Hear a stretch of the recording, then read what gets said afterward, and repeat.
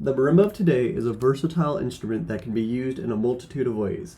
The marimba can be featured in accompanying chamber ensembles as another texture in an orchestral or band piece, or even used in marimba choirs. While the modern day marimba can be seen and used in hundreds of ways, it hasn't always been like that. A wooden keyboard instrument was rarely used in music of the Baroque and Classical periods, and up until 1940, a marimba concerto was unheard of. Throughout the marimba's history, the music and its function would change dramatically. In this presentation, I will draw upon historical evidence of the marimba's evolution as well as the scholarly insight of area experts to show how the marimba's literature has changed throughout its migration across the globe and how the U.S. helped it in becoming a virtuosic solo instrument. The marimba and marimba-like instruments have been seen throughout human history. Lithophones, which is a musical instrument consisting of rock or pieces of rock which are struck to produce musical notes, may be some of the oldest instruments known to us. According to Jeremy Montague in his article, How Old is Music?, lithophones were found in Nduit Linh Krak in Vietnam. Most of the first lithophones in human history were simple instruments with simple mechanics. All someone would need to do is dig a hole, lay a piece of material over the hole, and then strike it.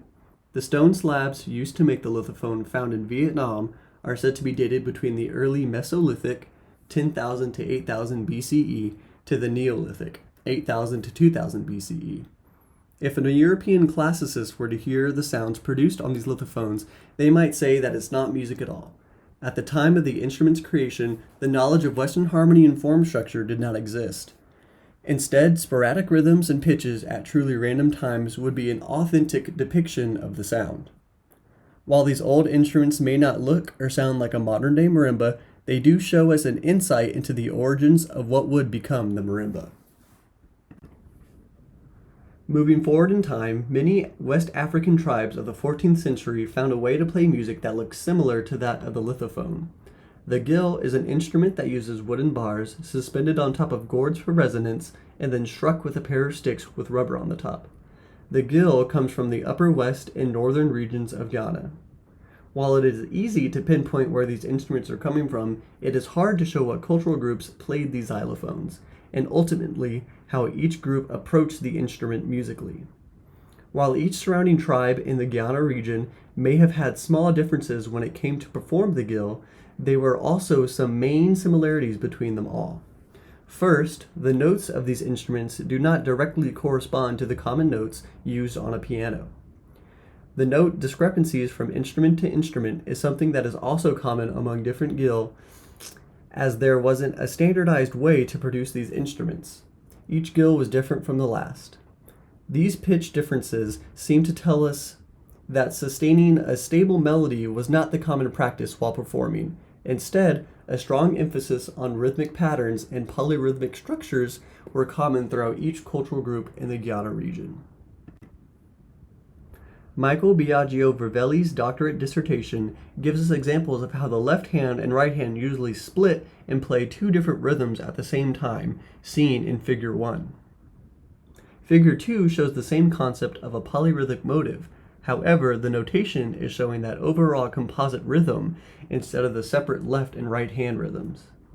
Lastly, there is not a standard form or length to a performance on the gill. Many sections of one performance would have transitions into a different chant.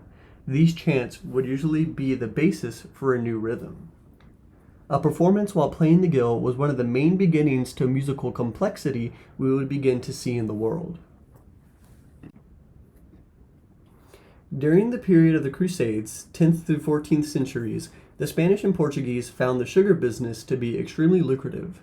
The introduction of this cash crop was a big factor for the Spanish and Portuguese to use African slaves to better their production. Due to the slave trade being set up in Europe, the cultures of many various African people would be transferred to these new lands. This is when researchers and historians begin to see the emergence of the xylophone in a European culture. Soon the xylophone becomes a staple for European folklore and folk music. In 1511, we see one of the first mentions of the xylophone. A German artist named Arnold Schlick mentions it in a work titled Spiegel der Orgelmacher und Organistein, called it Hutze wooden laughter. Another mention of the xylophone comes from an artist, Hans Hulbin, in 1523. His picture, Dance of Death, depicts a skeleton playing on a portable xylophone. This picture is what gives the xylophone its bone-like sound association. It was not until the 19th century that the xylophone would be introduced as an orchestral instrument. While there are instances of the xylophone being used in other musical works, its introduction into the symphony orchestra is what begins to shift the xylophone from a novelty folk instrument into an instrument in the same class as other symphonic highbrow instruments. Camille Saint-Saëns has famously used the xylophone in his piece La Danse Macabre in 1875. Danse Macabre is based off a poem by Henry Cazalis. The poem uses images of death, skeletons, tombs, and gloom. Much like Holbein's painting, Saint-Saëns uses the xylophone to represent the bones of a skeleton. This small excerpt shows that the xylophone is being used in a completely different way than we saw with the gill in Ghana. The gill's music was polyrhythmic and complex, while this passage from Danse Macabre has the xylophone playing a straightforward rhythm of eighth notes. Another contrast in the xylophone is being used as a way to add a different timbre to the ensemble. The short, bright attack contrasts with the sound and style that the strings have set up earlier in the piece. Later down the line, Saint-Saëns would write another major orchestral piece that features the xylophone in a more soloistic light, Le Carnaval des Animaux, Carnival of the Animals. In this piece, Saint-Saëns uses different orchestral instruments to imitate the sound of different animals. The double bass is used to imitate an elephant. The two pianos in this piece use grace notes and ascending lines to imitate the hopping of kangaroos. Much like how Saint-Saëns used the xylophone in Danse Macabre to imitate skeletons, he also used the xylophone in Carnival of the Animals to recreate the sound of fossils or bones clanking together. When we look at the xylophone excerpt in Carnival of the Animals, we can clearly see that Saint-Saëns almost exactly copied the xylophone part from Danse Macabre and pasted it into this piece. While this part is not an exact copy, we see Saint-Saëns using the same musical motive of 4 eighth notes followed by a quarter note. The main difference between the two pieces is the meter in which the xylophone motif is used. Danse Macabre being in 3 and Fossils being in 2. While the xylophone parts in these two pieces are nowhere near as complex as the polyrhythmic gill, these pieces by Saint-Saëns gives the xylophone a moment to shine and allows a mass audience the ability to hear this different instrument. Saint-Saëns' adding of the xylophone would be the catalyst that would shift the view of mallet instruments forever. For a long time, the U.S. would perform classic French and Italian operas or the German classics of symphonic music. Nearing the 20th century, however, the United States was beginning to try its own in the music world. The United States was trying to be its own separate entity from the rest of the world. One of the ways they achieved this was by the introduction of the concert marimba. John C. Deegan was a musician and inventor that would become one of the world's leading instrument manufacturers. Born in New York, Deegan began his career as a clarinetist, but would soon switch to instrument manufacturing when he was fed up of percussion mallet instruments being out of tune and not as developed as well as the other orchestral instruments. Deegan started out by fixing the crude sound of the German glockenspiel and began to make developments in the xylophones, such as finding the perfect resonant material that gave the instrument a purer tone. In 1910 to 1918, he invented the American marimba, a much more developed take on the African-style instruments like the gill. The marimba's tone was a darker, rich, and was much more resonant than those of its African ancestors. The gill, in comparison, was buzzy and lacked resonance. Deegan's invention of the marimba was the start of percussion virtuosity across the world. It only took 10 more years for the American people to begin to make advancements on the marimba. Claire Omar Musser was one of the first great marimba virtuosos. Musser made a name for himself and the marimba by arranging and performing pieces by Bach, Paganini, Chopin, and Mendelssohn. As many other musical art forms did when they wanted to be recognized as a legitimate form of music making, Musser toured and performed works from the greats. Looking at the excerpt of the Fifth Caprice from Paganini's 24 Caprices, it's easy to see how different this way of marimba playing is different from guild music and early xylophone orchestra parts. Musser was able to play passages on a mallet instrument that were unheard of during his time. The rhythmic complexity in this piece is much more involved and requires a more refined technique than the passages of the xylophone used by Saint-Saëns. Musser would not stop here. He would also invent the first way to hold 4 mallets, 2 in each hand. This new innovation of his would again change the way the marimba was seen.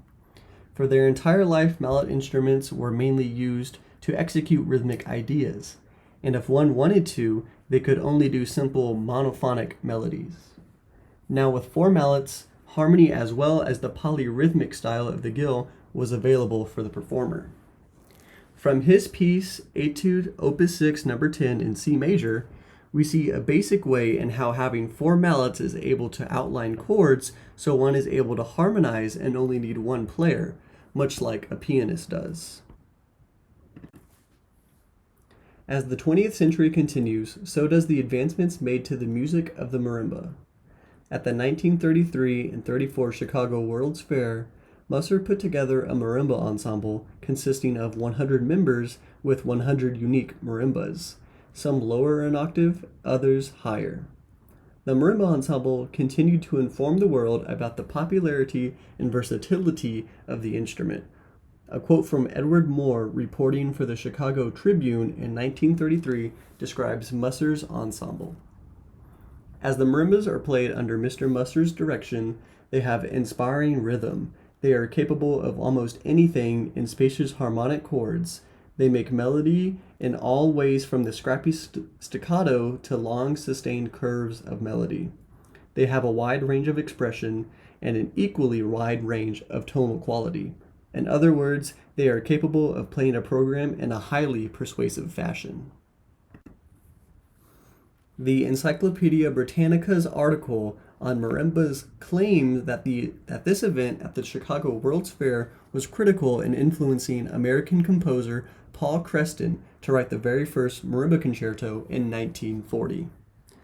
Creston's concerto was at the time the new peak of marimba virtuosity. He utilized the full range of the marimba and even has the performer switching between 4 and 2 mallets. The technique needed to play these pieces has greatly increased and would only increase more as the years would go on. The modern-day marimba now uses a 5-octave range going from C2 to C7, meaning a player could now be one's own accompanist. An ostinato bass pattern in the left hand and a melody in the right hand is now a standard in the marimba's repertoire. While there have been a lot of advancements to the marimba since 1910, there is still a long way to go. Compared to most orchestral instruments that were invented during Baroque periods or even before that, the marimba is a very new instrument with only 100 years to its name. New techniques are being invented all the time and more challenging repertoire being published. While the origins of the marimba and mallet instruments can be dated to as far back as the Mesolithic era, it took tens of thousands of years for these instruments to be deemed worthy in the musical field, and we owe it all to an American inventor, American virtuosos, and American composers that helped bring the marimba and all mallet instruments to the state that it is in now.